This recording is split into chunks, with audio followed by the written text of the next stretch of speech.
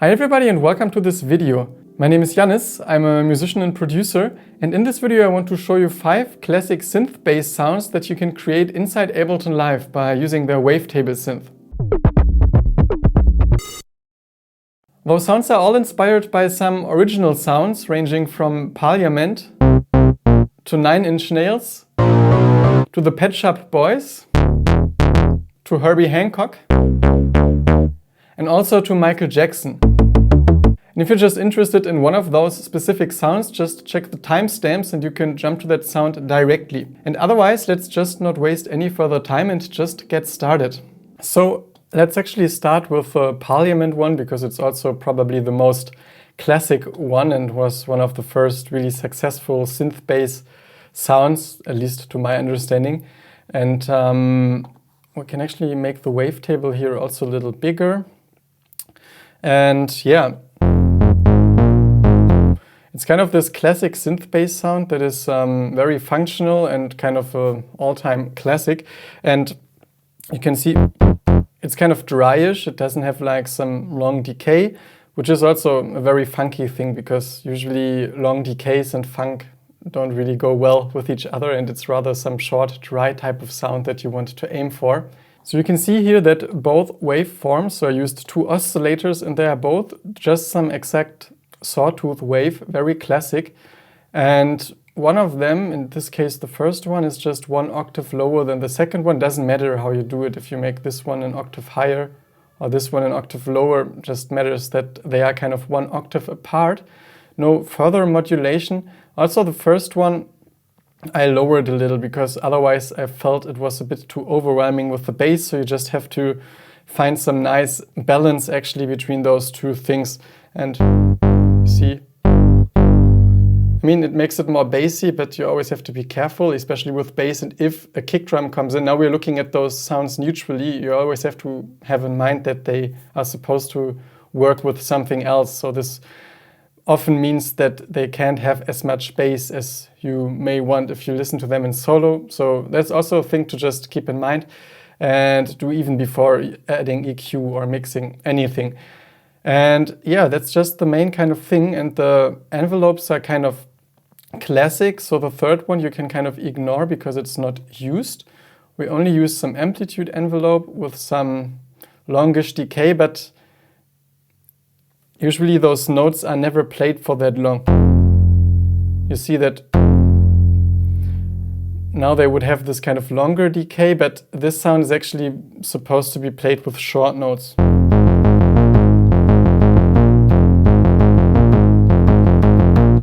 And this is why this is just some security for in case you have some longer note that doesn't sound weird. So it gives you some playing technique, but still the sound is really short and yeah, no attack, just very present. And also the envelope 2 just controls the filter, because here you can see that envelope 2 is kind of connected to the filter 1 frequency, otherwise it would just sound a bit more dull. And it would really be difficult to hear this sound, especially under non-optimal listening circumstances. And so just add some of it. You have this nice kind of mid-range that makes the bass cut through. And here the frequency is lowered to 123.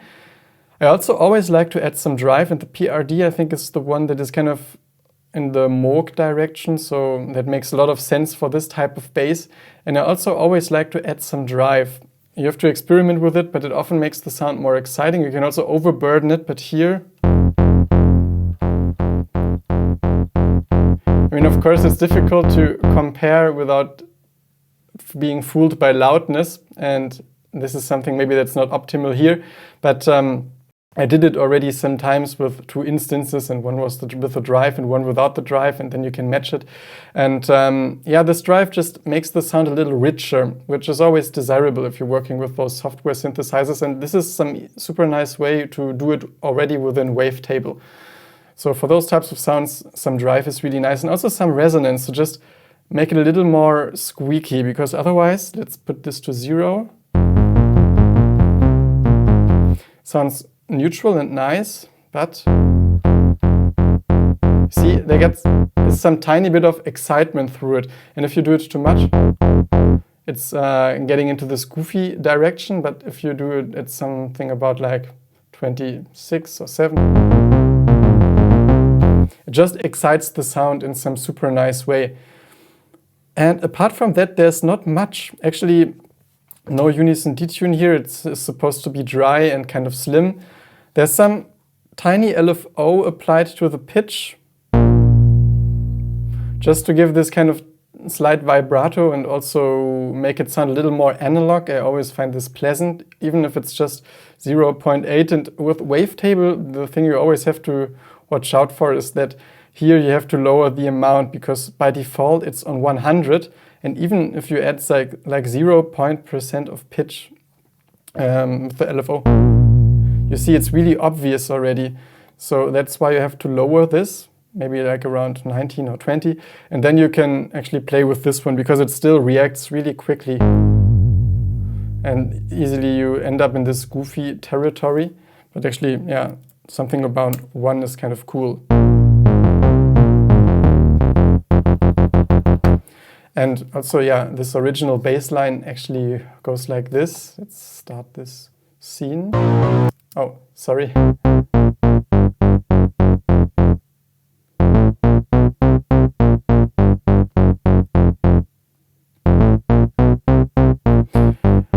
And it's just very simple, pleasant, classic, all-time classic bass line that is really good to know. And also, you see that I added some tiny EQ just because I found the mid-range a little too prominent, and I was cutting off a little of the low end already. But again, this is also something you have to adjust depending on kind of which sound it's going to be played with, like especially kick drum wise. And also saturator is always fun, and I found for bass sounds that if you lower the bass a little into this left area, pick some frequency like a little higher than 100, no width, a little depth, and the soft sine setting, that it just makes the sound pleasantly warm without distorting it too much. A little bit of drive, and you can see broadens the mid-range a little. Again, it's poorly volume matched, but also the saturation makes the sound a little louder. So by default, it's not audible. Let's try to match it a little more.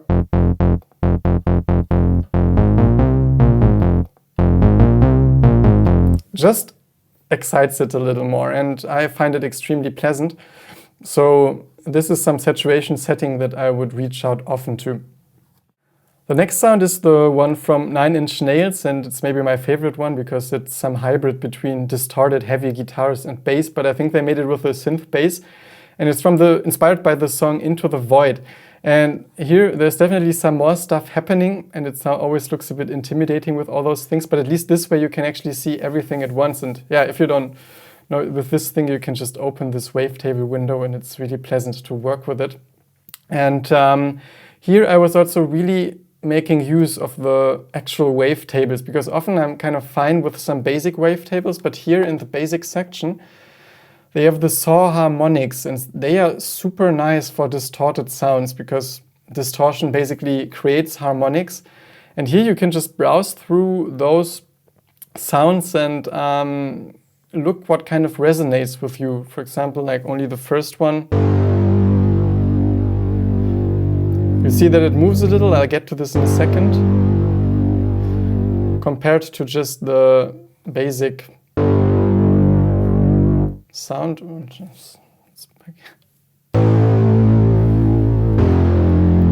Just has a little richer, some richer texture, and it's really fun to just browse through this section and see what you resonate with the most. And then do the same with the second oscillator and just vary it a little, like to pick some other part.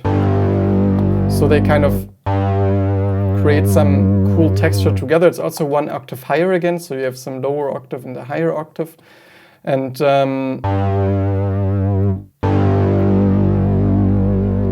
they both just merge to a super nice sound. And this is something you can do without any feeling of am I wrong, am I right? Just browse through the wavetables and also possibly add some FM modulation, because otherwise it sounds a little cleaner.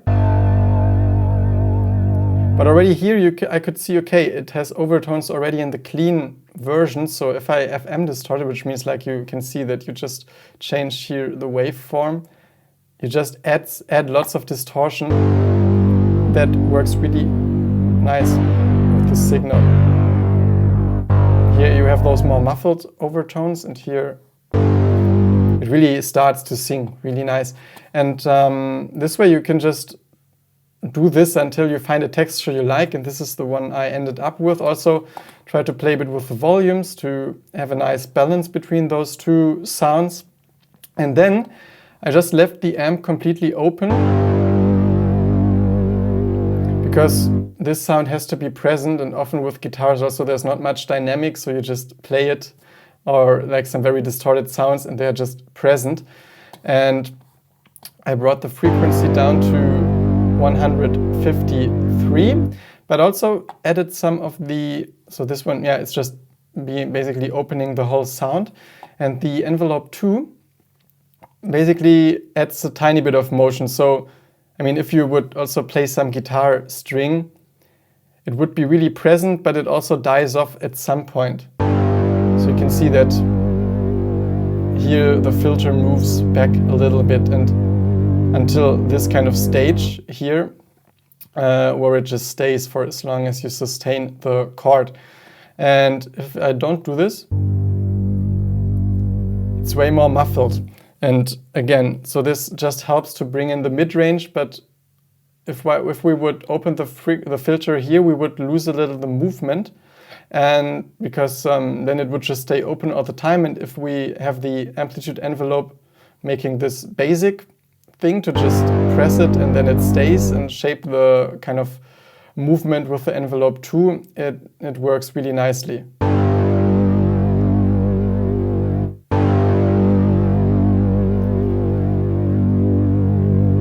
And also I used the third envelope, and you can see that it's applied to the amount of FM modulation, which is kind of cool, because this way what I did here is actually done by this envelope and all the time for the attack. So if I remove this,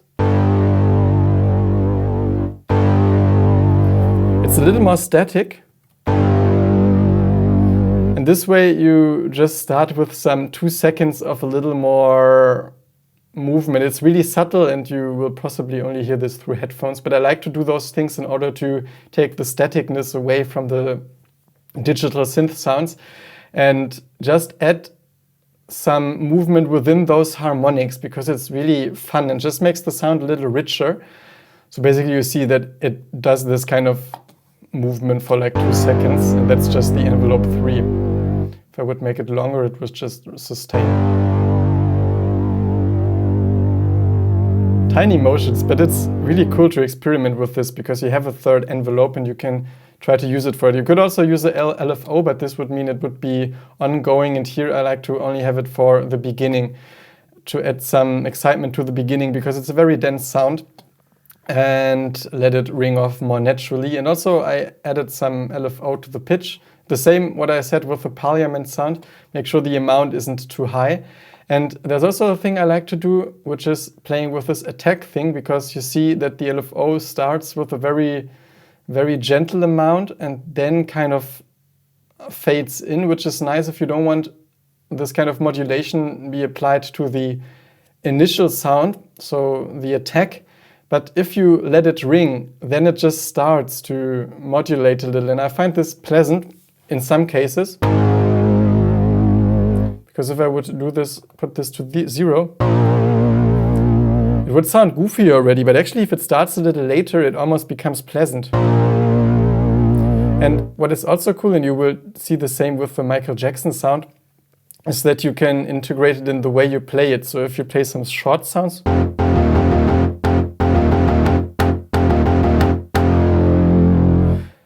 you can just once let the note, hold the note for a little longer, and then actually this thing is applied. It's a bit the same as if you would use some pitch modulation wheel, but this way you can actually integrate it in your playing. And I find this kind of fun, and yeah, just some kind of small trick you can try for yourself. And apart from that, also the unison detune is important here, because the sound really sounds massive, and also on this recording you can hear that it's some stereo sound, and it's really fun. I like to use some higher amount of voices, but some lower amount.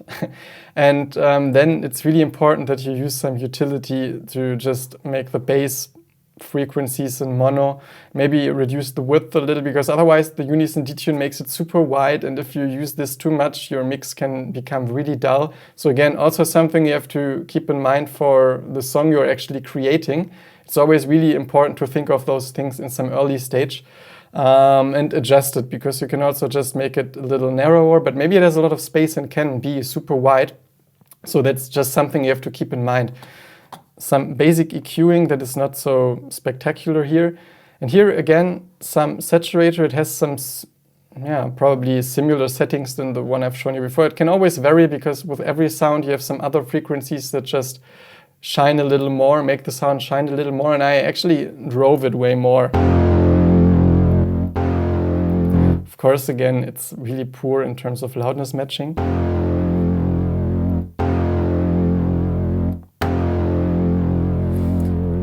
And you see, though, actually if you loudness match, also the difference is really subtle, but it always, you see, I like to add those small things in stages rather than one thing that is really obvious to add the character to the sound. I always make better experiences with working this way compared to having one plugin that does a lot. Especially with stock plugins, I feel like this is a better way of working, because I also have some other plugins for saturation. For example, there's one from Soundtoys called 𝗕𝗏𝘀𝘀, which is just very unique, and I don't know any other plugin that does a thing like that.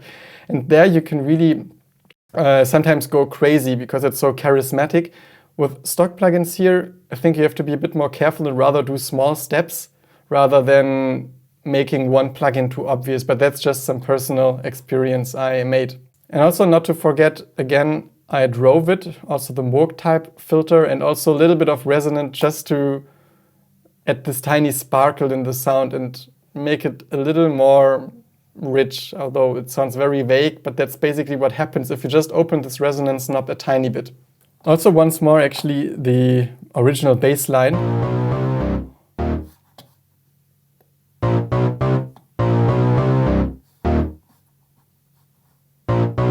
It's not played so great, but yeah, it's just a very amazing sound. And the next sound I would like to speak about is this Michael Jackson one, and it comes from the song Speed Demon. Actually, I didn't know this song yet until I was researching what kind of sounds I'd like for this video. And I found the sound really cool, because it's really unique in many ways. Let's actually listen to the line.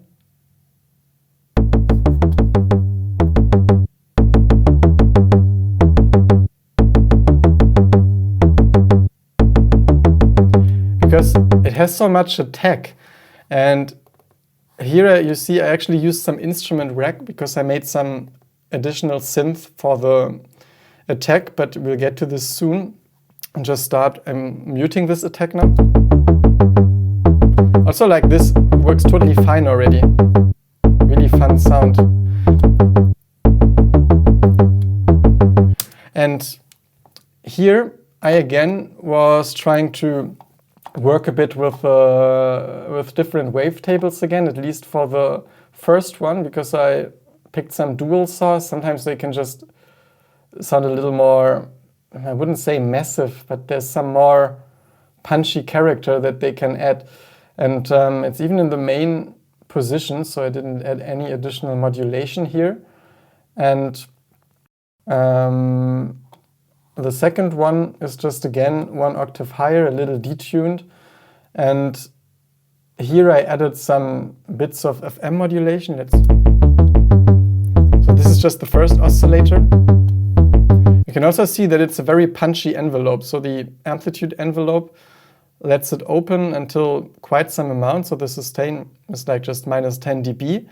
And this second envelope that is controlling the filter 1 frequency is kind of short, like 228 milliseconds, and that's where the punch comes from, because if I would open it, you really want to have this kind of quick punch, because that's what this sound is really good, or what kind of makes this sound really unique. And I also applied it to the drive, because you can see I added some drive again with the PRD. This time even more resonance, because for those short bouncy sounds it can actually be kind of cool to push it even a little more. You have to be careful, but here I felt like it works. It sounds a bit boring this way. And of course the drive and also the envelope 2 is actually controlling the drive, and I found it adds a little to the pitch, because the more you control with the envelope 2, the more things have this kind of bouncy attack, and it just made sense for me here. So maybe something unconventional you want to try every now and then. And again, the third envelope has also a very short decay. It goes down all the way to 0, because the envelope 2 leaves a little bit of ring, because you can see it stays here, and then just the same that I was speaking about with the 9-inch nails example, there's some LFO with some attack, so it doesn't kick in as sharp as if it would be on 0. But you can hear in the original sound that all the time when there's this long sound, that there you hear this bending, and probably they did it with a pitch bend, and it will be also totally possible, and you can control it in a more natural way. But I also find it fun to include it into the sound, and so all the time you sustain the note for a little longer, you start hearing the LFO, and it's really cool. And somehow it worked here with 100 amount, which is surprising to me. And even here it's 2. This is like a crazy setting, but somehow it works. So you see, sometimes I see things and do the opposite every now and then. That's also the beautiful thing about music. But apparently here it worked. And also to the pitch, because if you have some sharp envelope like this applied to the pitch, you get this kick drum kind of character. But I didn't want to have it this strong, because I decided to do it with another layer, but also to do it a little, to just have small things contribute to the punch without having one of them being too obvious, which is something I really like. And apart from that, yeah, frequency is down to like about 100. Again, some saturation in the end. This time I volume matched properly. And you see it's really subtle again, but just makes the sound a little more compact. And I think here also the OSC2 gain. It's actually, and the OSC2 is still muted. Actually, I just realized that just this one oscillator sounds also super cool.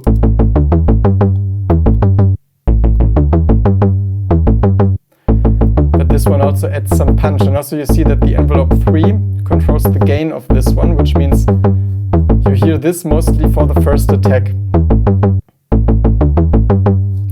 And then there's the second wavetable synth,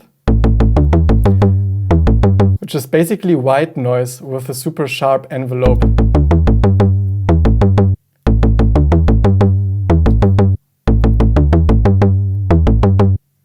And actually this, I don't know why I had it. Maybe I tried before with a sine wave or something, because this is kind of irrelevant anyway, because noise doesn't have pitch, as you can see. And so it's just this sharp envelope. Those are kind of irrelevant. And it's just some white noise to enhance this attack and give this kind of kicky character. Also lots of drive here. You can also just use some sample, but here I just like to stick to wavetable. And it's really cool, because if you open some instrument rack, you can stack up many instances of wavetable. So sometimes you can have some very refined tone control by just saying, okay, I want to use one instance for just the basic sound, and if there's some additional attack or stuff, I'm just going to use the second one. So this is a very nice thing of using it. And I think I mentioned everything. Otherwise, you always see it and can go back to it. It's always a little challenging to mention everything. And I already forgot, I think with the 9-inch nails sound, I didn't mention the sub. I didn't mention the detune for the Parliament song, but I also will try to add some text, so you'll see all of this. And let's head over to the next one. So the next sound is inspired by the song West End Girls by the Pet Shop Boys, and I just rediscovered it recently, and I'm just a huge fan of this song. It's really amazing, minimalistic yet nostalgic and super punchy. And they have also some very classic synth bass that sounds like this.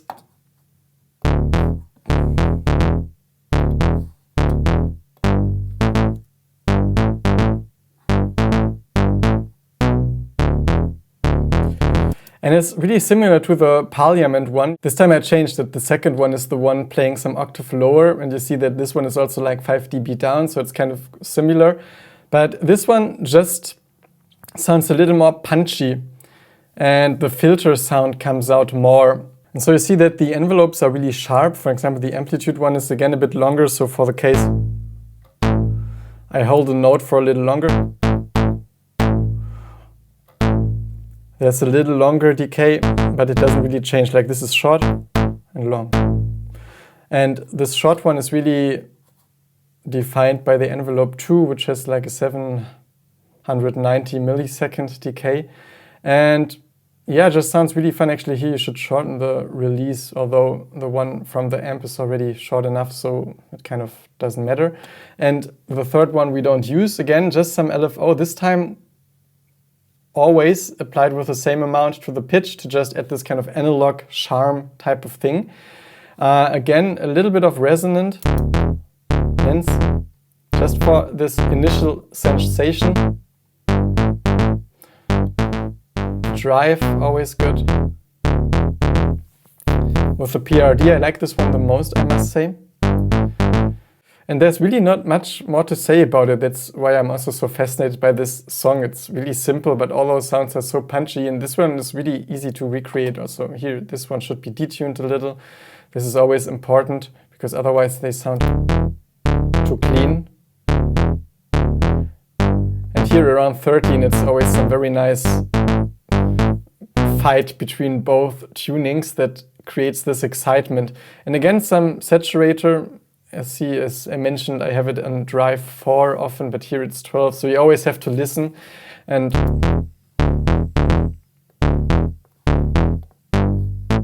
yeah, and this one really excites the signal.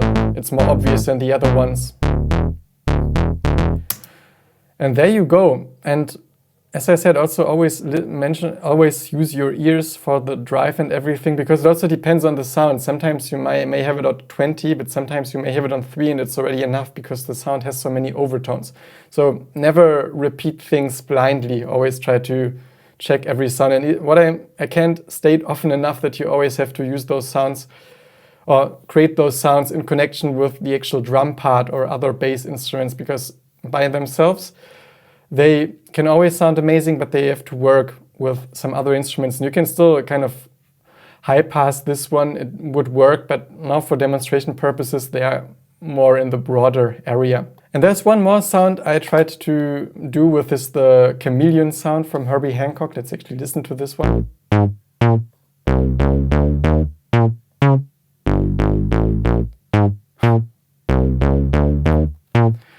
And here I tried to make it sound a little shabby on purpose.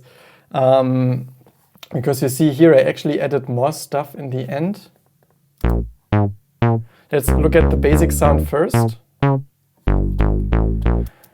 Because I basically used some sawtooth wave with quite some resonance. And here I found that the SMP brings out the resonance more, so I decided for some other filter type. Again, you sometimes can change between those to see what applies most if you want to have some stronger effect and really want to hear those. Some drive, definitely. The frequency is down a lot this time, but this was actually some interplay between resonance and frequency to see where this wah type of sound comes out the most, because I wanted to get this one. And again, some basic LFO applied to the pitch for this analog vibe, some short envelopes. You see they are often kind of similar. This one isn't used, the third one. And yeah, this one is kind of on 47, this one on 19. Here, actually, the amplitude envelope I used also for the filter frequency, which is sometimes also something you can do because some synthesizers only have one envelope. Also, my 𝗲𝗀𝗀𝗀𝗀 Performer only has one. It makes things more simple because often you want to have them interact in a similar way. Sometimes you don't want this, but yeah, sometimes it simplifies the whole process. And then the second oscillator adds this.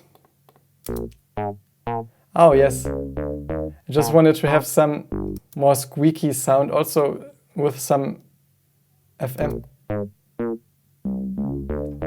Yes, because here I really got those kind of squeaky overtones, which is sometimes nice in a vintage section. Yeah, you can find some of those. It's also nice to have one simple oscillator and to just add another one with some more complex wavetable and some overtones that you can maybe exaggerate even with some FM modulation. And also just mix it in a little. You see it's 10 dB down, so it's not as obvious. And like this. Because I still want to have the focus on the bass. And that's it already for the wavetable, because then I experimented with adding a pedal. I never used this before. And I think you hear it more together with the amp. Oh, it's really subtle. And the cabinet gives this kind of recording vibe.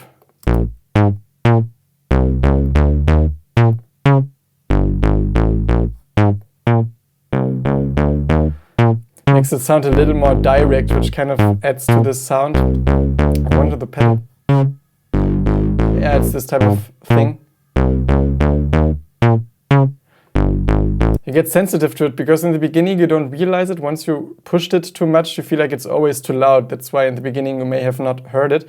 But then I thought it makes the sound in a positive way a little more shabby, so I experimented a little.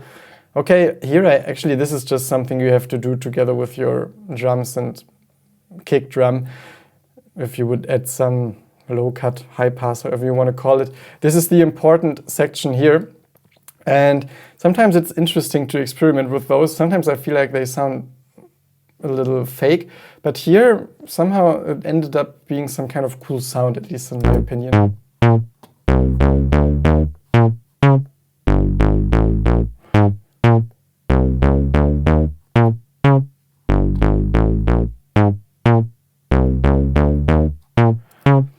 Just something you may want to experiment with. And yeah, those were those kind of 5 sounds. Just one more thing. You see here this original section, which means that here I was recording the original sounds via some software called Blackhole. I made a video in the past how you can do that. It's really nice also for referencing or comparing your stuff with things. Or if you do this type of sound exercise, I will try to put a link in the corner popping up now where you can watch this video. And I think, yeah, I mentioned all the things concerning those sounds. And also just drop any types of questions in the comment section if I didn't mention something that you saw on the screen that looked confusing to you. As I said, I always miss out on something, but I do my best to mention the most important things, and you can always pause and take some close look at all those wavetables and envelopes and stuff. And that was it for this video. Thanks so much for watching. If you enjoyed this video, be more than invited to click that like button, and even more invited to subscribe to this channel, where you can find more videos about, for example, creating sounds with Wavetable in Ableton, but also many more things, music production and performance related, and also some analog synthesizer type of performances. Lots of stuff, so be warmly invited to check this out. Also, if you're kind of interested in developing your Ableton skills, I have some class on Skillshare that you can do 1 month for free. And it's about creating your first whole piece of music in Ableton Live in about 45 minutes. And it doesn't require any music theory knowledge. So here's also some very warm invitation to check that out in case you're interested in this. And one more notification that I have also some Patreon channel that you're more than welcome to check out. Because if you decide to support me there with a very tiny amount, you can in return just get lots of files like samples, sounds, Ableton files that you can all use for your own productions. And I always just put everything that I create inside my videos there. So also a warm invitation to have a look at that page. And apart from that, I just wish you inspiration with whatever it is that you create, and would be super happy to meet you soon again at this channel. Bye.